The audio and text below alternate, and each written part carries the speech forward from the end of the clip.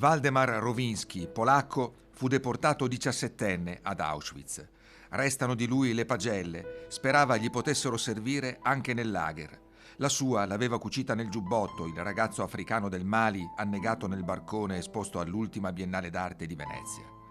Memoria rubata, progetto degli archivi di Arolsen in Germania, trovare familiari a cui restituire almeno parte dei 3.000 effetti personali che conservano. L'elenco è in rete. Gli aguzzini nazisti li requisivano ai prigionieri, ebrei soprattutto. L'Università Ca' Foscari racconta una scelta di storie nella sede di lettere a San Sebastiano, prima volta in Italia. C'è la comunità ebraica, c'è il Consiglio d'Europa. Studenti dell'Ateneo hanno curato la traduzione. La densità dei campi di passaggio italiani, veneti, sui pannelli, pensati con Iveser, l'Istituto Veneziano per la storia della Resistenza, con alunni del liceo Benedetti Tommaseo, dicono la portata del coinvolgimento del fascismo.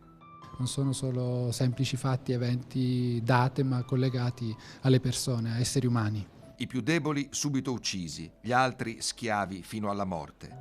Il 27 gennaio, giorno in cui nel 1945 truppe sovietiche entrarono ad Auschwitz, fa memoria dello sterminio del popolo ebreo e di quanti ne condivisero la sorte.